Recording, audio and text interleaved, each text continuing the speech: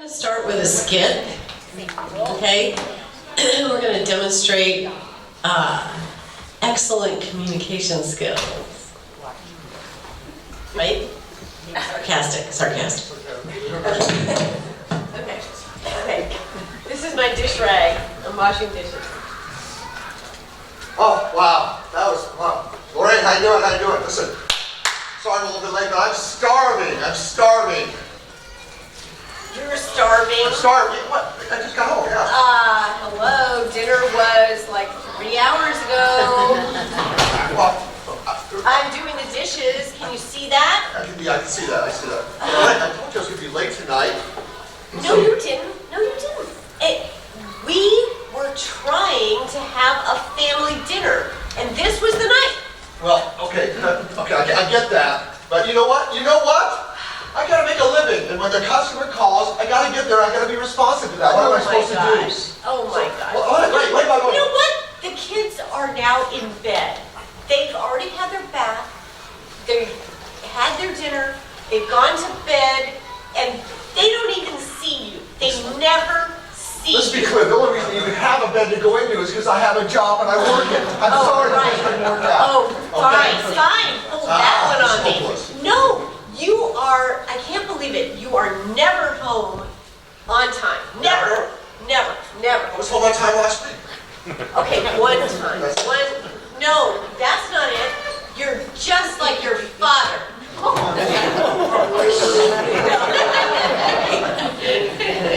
Anyway, we just demonstrated very poor communication. You do an excellent job of poor communication. You're a natural at that, that's great. Alright, so actually I think we tried to break every rule in the book. Yes. I think we might have done it, I hope we did. We're pretty close.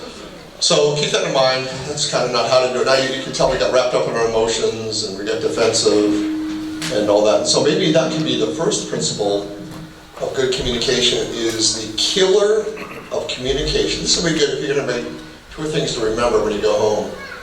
The killer of communication is defensiveness. When defensiveness comes in, communication really generally can't compete with it. So when you're really trying to communicate with your wife, the person you love, your husband, the person you love, the person you're married to, you have to endless sleepover for the rest of your life, the person you really want to be with, when defensiveness comes in, you must make a move to go after it. You got to go after it. Because it can't come in and roam through the conversation and see how things go.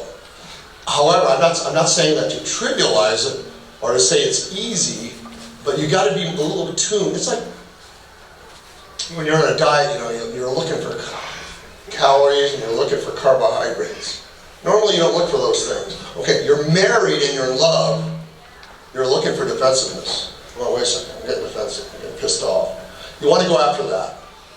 You want to go after that, because if you can keep that out, great things can happen. So the best antidote to defensiveness is empathy. So first thing we're going to talk about is, I'd call this a critical skill for people in love, not just marriage, but people who you love. Because as a general rule, you don't want to do power means no love. So when you're doing a power play, usually you're in a situation where no love. Look at any political talk ever. There's no love there. It's usually power.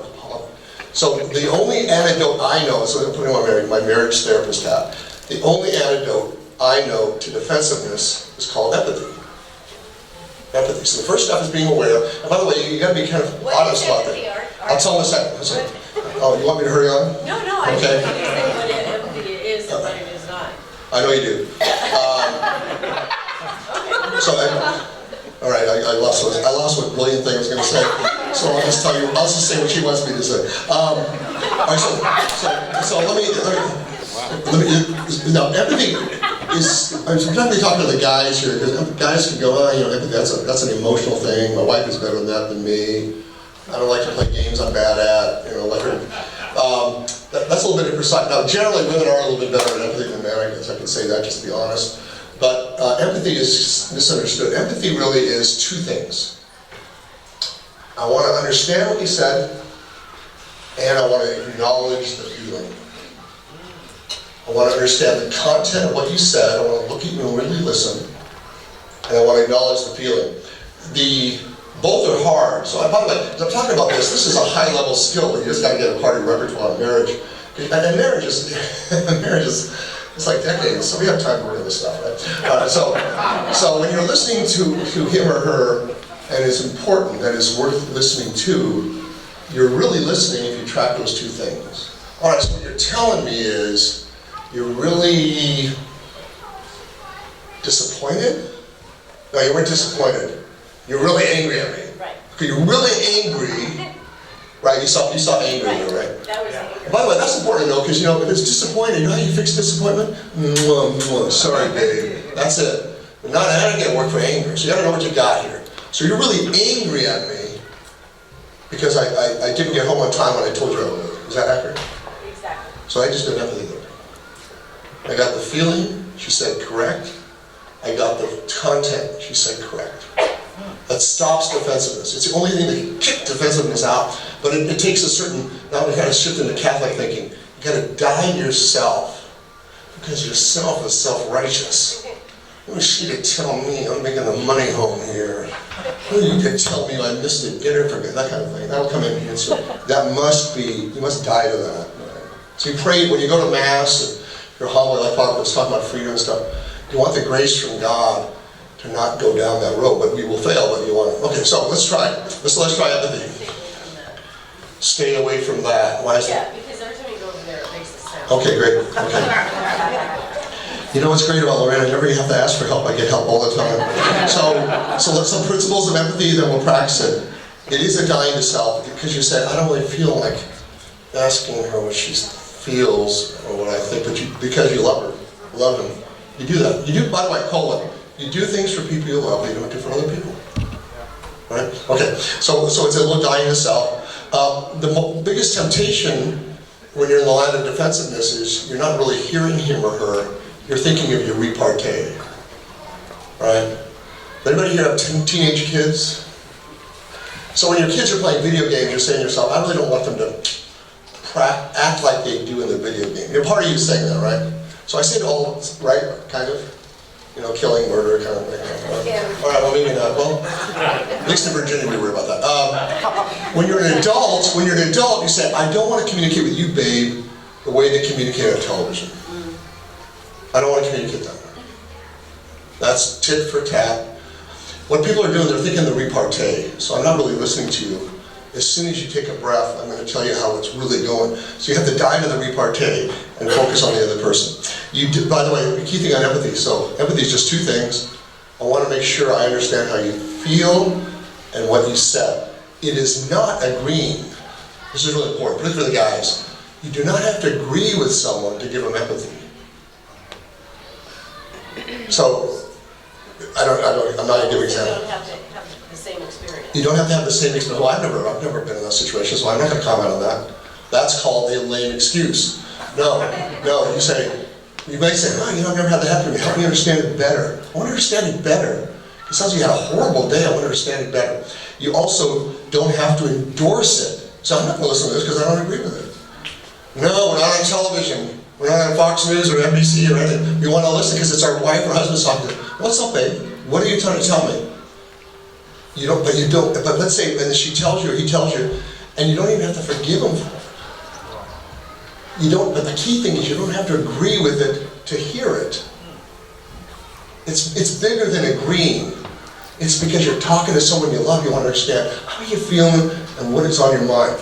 So let's try that. So we're going to try it. I want you to try it with your spouse. Okay, so what we're going to do is using the same principle that the person listening has to understand both content and feeling. Okay, so we're going to start, do we start with the wife? Right, okay, so you tell your spouse something that's frustrating you about him or her and how it makes you feel. But we're going to use an imaginary topic so that you get used to this idea without starting an actual fight. So, examples of imaginary topics. A, you purchased a retirement home in Florida and before you could move in, it disappeared into a sinkhole. B, you clicked on a fake UPS link and now all your home computers are infected with ransomware virus requiring payment in Bitcoin. This actually happened, not naming names.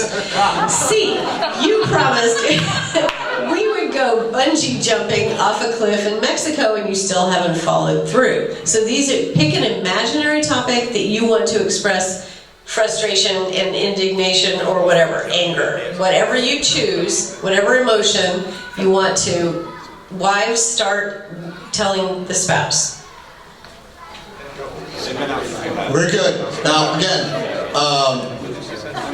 in my opinion, as a professional marriage therapist, there's no better, this is natural level, because we said earlier, the supernatural is really where it's at here, but on the natural level, there's no better skill than empathy, and it works with kids, teenagers, others. It just kind of puts a stop to the rising, strong emotions that are going to cause you to be defensive. You need to have an antidote to defensiveness. Sometimes your feelings are so charged, you want to say, this is really important, let's take a break.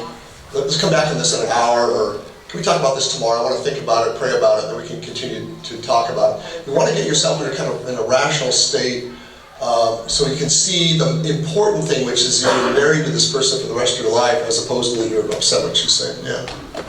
You have a question? These skills Yes. require someone to actually talk. Yes, talk well? Maybe not. Very quiet. I'm looking for cues from your husband on this. Yeah, you want to talk.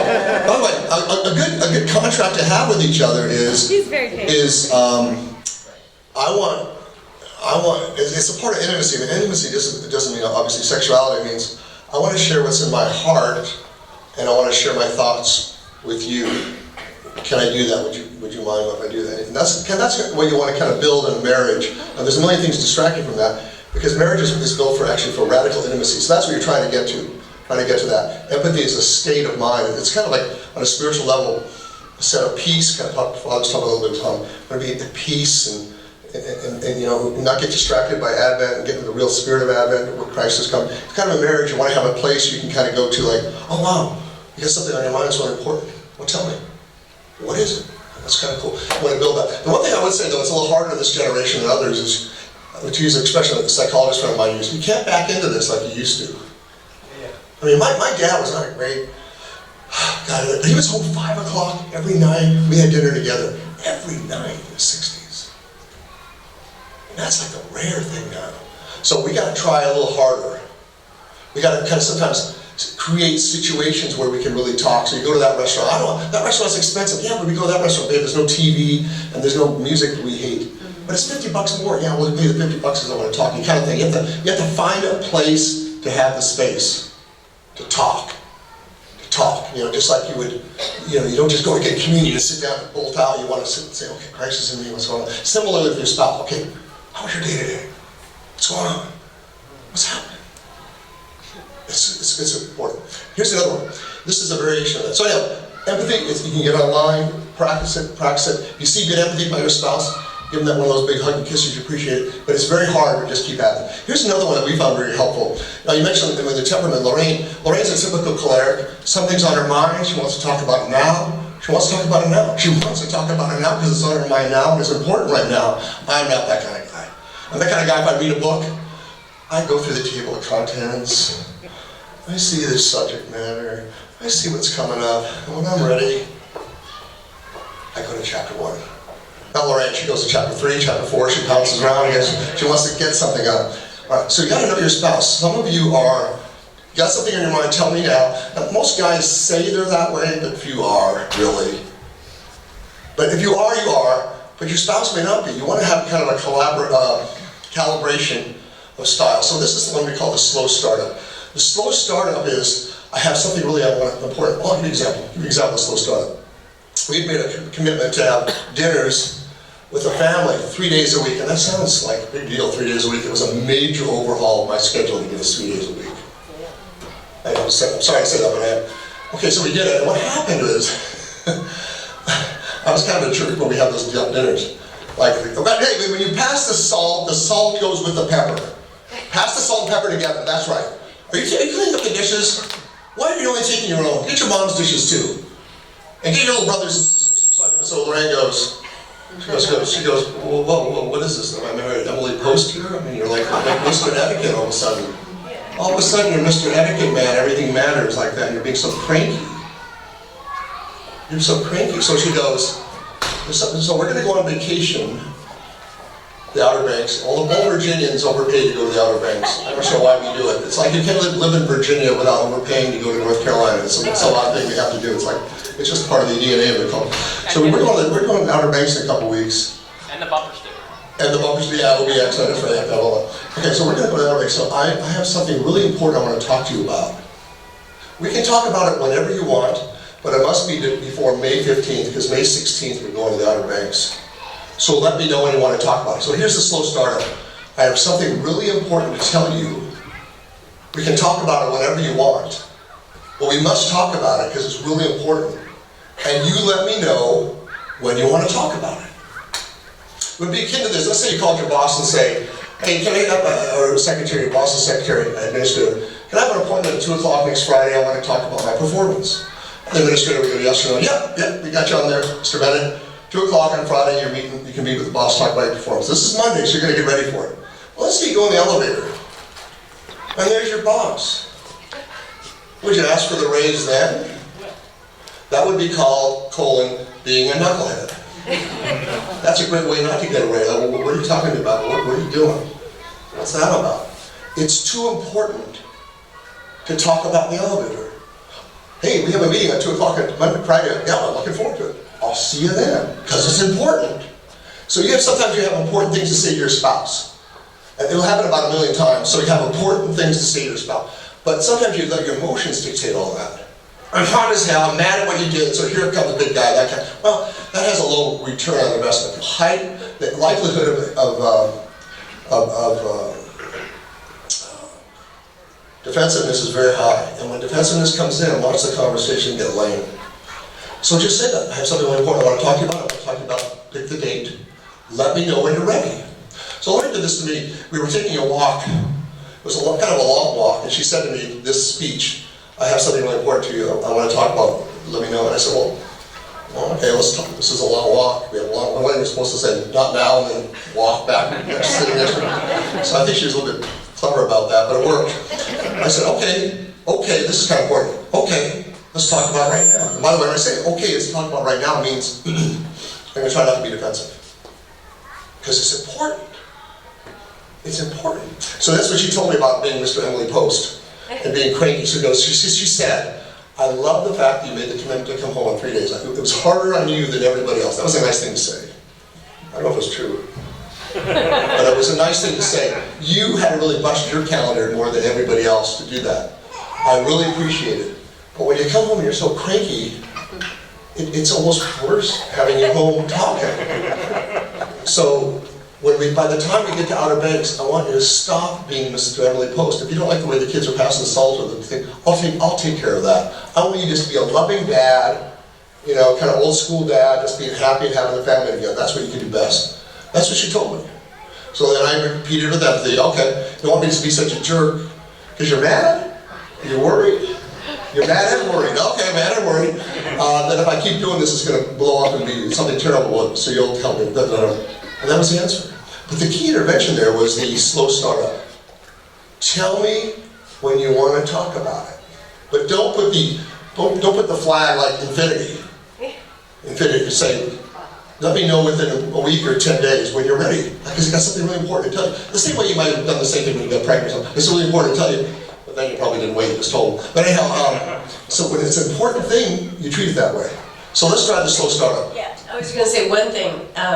You can make it extra nice. Like you can say, hey, how about we have a glass of wine and maybe, tomorrow night we can talk about some stuff. Like make it kind of sweeten the deal. That's all I wanted to say. Right? Nothing wrong with sweetening the deal. So here's what I'd like you to yes, ma'am. Are you supposed to state what you want to talk about? Like, I want to talk to you about, let me know when you're ready? Well, something I want to talk to you yeah, about? I don't think you can. I mean, it just depends. But you don't want to kind of give away so much that it's irresistible to talk about it. Oh, what's on your mind? What do you want to talk? You don't want that. You don't want that kind of response. You don't want them to give them the opportunity to prepare their own, Let's put it this way. if in this case he or she is ready to talk about it now, you can talk about it now. Just, you want them to freely say, I'm ready to talk about it. But the key thing you want to be, is what I said last time, can you keep the defensiveness away? Sometimes when you get hit hard, or sometimes when we first got married, before they had cell phones and stuff, Lorraine would bring up some big topic in the morning, and I go, okay, I gotta be at work, okay, I said, listen to the big topic, I'll be late for work, so I may either have her mad at me or my boss mad at me. The cell phone's solved a lot of this. I go, got it. All right, as soon as I get on 66, we'll talk for the next hour and a half, because I'm in Virginia, it's always on the road, an hour and a half, doesn't matter. So you want to keep it away from that bind if you can help it. And then there's something you gotta say, this has been really important, I gotta talk about right now. That happens too. Okay, so here's all I want you to do is just practice the following. Say to your spouse, I have something really important I want to talk to you about. Tell me when's a good time to talk about it. I just want you to do that here now live. That's an easy one. This is an easy. But I want it to be part of your repertoire. And then you can say, okay, then empathy, you say, okay, something really important, let me get back to you, I'll get back to you tonight. Let you know when, something like that. It makes sense. It's easy. Set a date. Or Set a date, okay? Yeah, don't let it go lingering. And by the way, when you set the date, You gotta do it. that date, you don't violate that date. You do not violate that date. Okay. All right, so just practice that. I'm going to have the guys go first. Marcus, I go.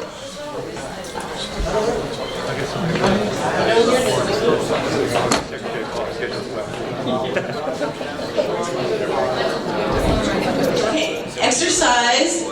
Oops, some people are still working. Exercise number 4 is called the underlying positive.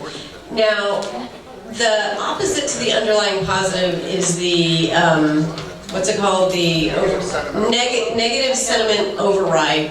And that's like, sometimes when you're really angry with somebody, like really angry with your spouse, let's say, then every single thing he does becomes, absolutely impossible. So it's like, the way he chews his food. It's like, I hate that. Why did I marry this guy? Like, I hate the way he chews his food. But this is called negative sentiment override. It's because you're just looking for bad. Everything is bad. Everything he does is evil. But the opposite of it is to remind yourself of the underlying positive. And this is the thing that I forgot when we were doing our skit. So there was no underlying positive. What I should have said when he comes in the door, it's okay if I'm angry, because we're not saying that you have to repress your emotions or your feelings. We're not saying you have to be a doormat. We're saying you have to express your displeasure in a positive way that doesn't cause defensiveness. So with the research that they did on married couples, they didn't find that there were some couples that had no conflict. That's impossible. Everybody has conflict. Christ says, in this world you will have trouble. So it's not that they didn't have conflict, it was how they solved it. So there was no eye rolling in the happy couples, and there was this thing called underlying positive. So the couples that were happy were remembering why they fell in love with this person who is their spouse. And so to remind yourself of the underlying positive. So what I should have done is said, when he comes in the door, it's okay that I'm upset, but I would say first, I would say, I really appreciate how hard you work for our family. I really understand, I totally understand this. Like, you are on the road for an hour and a half each way in the crazy Virginia traffic so that we could have a nice house and that I could be home with the kids or whatever it is. And I can say this, I can say, I really, really value this, but I do have to say that I am upset about the fact that we had agreed that we were going to have a dinner together at least a few times a week. And I can say, it's okay to express that feeling. So I say, I am upset about that. But I do know and I value what you're doing for the family. So remember the good things and then express your emotion that you have. So what we want to do is practice the underlying positive. And what you want to be appreciative and affirming and taking the long view. And remember the romance that you had when you first started dating. You know, what did you love about that person? So what I want everybody to do, starting with the wife to the husband, and then we'll switch from the husband to the wife, is say that really underlying positive thing that you just love about him. You know, start out with that. And you say, you know what? You have the best sense of humor. You know, you are so amazing. And I always love about you that you could always make me laugh. And you don't have to say anything negative if you don't want to. You don't have to try that part. You can save that for another day. But practice the underlying positive. Think of something really awesome that you love about him or her, and you want to express that now. And I think that's kind of what you want to do. You want to be that spouse that you can go deep, you can go into troubled waters, you can go into high, you can go into big dreams, and you can go into practical stuff. You want to create your marriage the ability to talk about your dreams and your goals, your aspirations, and your fears. When you get the empathy down, and a person can listen to you without judging you, but just can really understand it, it's powerful. And it gets things off your chest, and it creates that intimacy that is so unique. So you want to be in your marriage, a marriage where you can talk about the dreams and goals and aspirations that you have for your kids, for yourself, the things that worry you. You want to have that on the agenda, but it's not a transaction. It's not so transactional. It might not happen like picking up the kids at soccer practice at 4 or getting them up in the morning at 6:30. You have to kind of put it in a different place. So maybe you schedule these things, or you have date nights, or you have times where you just are intimate and close together, talking and hanging out together. You put the kids to bed early. You have to. I think the difference now is you have to create that time. I don't think it just doesn't happen like it used to. So it doesn't happen like it used to, so you just have to create it, that's all. And this is a big part of that. What is important to you about this dream or goal? You know, when this person says something, when you're going empathy, going, I don't understand why this is so moving to you. Can you help me understand more about it, babe? Can you help me understand what you're kind of getting at here? What is the part you really want me to understand? I can see what you're telling me. I'm not sure I got it. I want to get it. What is it I'm not getting that you're trying to tell me? And then sometimes you'll say, I don't know, I'm not really sure why I'm talking about this. It's just something that's kind of bothering my mind. Then you can talk about it later. You don't have to have the answers now. Is there a story? Is there something about this you want to tell me more about? What you're doing is you're mining. You're mining your interest in. Because it's your spouse, you're radically interested. Here's a good rule of thumb. The same thing with your kids. You don't just do things with them or with him or her that are interesting to you. I got Lorraine, so funny. I showed you Lorraine's behavior as a attendee of football games. First 50 years of her life, not one football game. For a 4-year period, she went to 10, 10, 10, 10. And then after that, she's never gone to another football game. So what do you think happened here? What do you think happened here? One of our kids played football. Well, our son Sam played football, so Lorraine went to every game. I think they won maybe in 4 years, maybe 3 games. I don't think she knew that though. She didn't understand football and what was going on. But that's it. Our kid's playing, I want to go to the game. And if our kid's not playing, I don't want to get near it. It had nothing to do with football. It was the kid playing, right? I'm radically interested in what he's interested in. And that's what you want to be here with your spouse. You don't have to have the same interest. I watch Laker basketball games a lot. I don't think she's actually ever watched a Laker basketball game with me.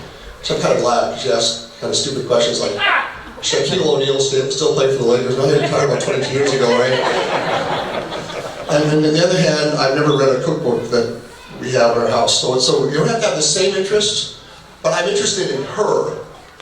I'm interested in her. So that's a little interest. Okay. So you want to create a climate of that. So let's just try this, just to get it in the repertoire. It doesn't matter. You might not have a clever answer. Don't worry about that. All these things a little later. Just kind of say, just say this. Make it up. When you were talking to me the other day about X, what did you really want me to understand on that? Because I'm not sure I really got it. I want you just to state that. Just summary, empathy again is the great antidote to defensiveness. Defensiveness is a problem. Don't be ashamed or afraid of saying, I'm really getting hot under the collar, I'm not sure I'm able to hear you the way I should. Can we resume this tomorrow or something? That's a bold movement, it really helps.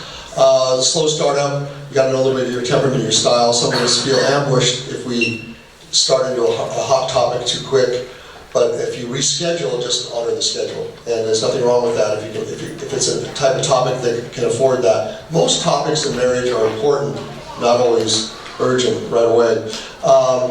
The one underlying positive. By the way, underlying positive doesn't mean you put a happy face on a miserable situation. It doesn't mean you pretend that you're in a good mood when you're not. It means you kind of, with discipline, are going to identify something good in your marriage. You know why? Because you love her or him.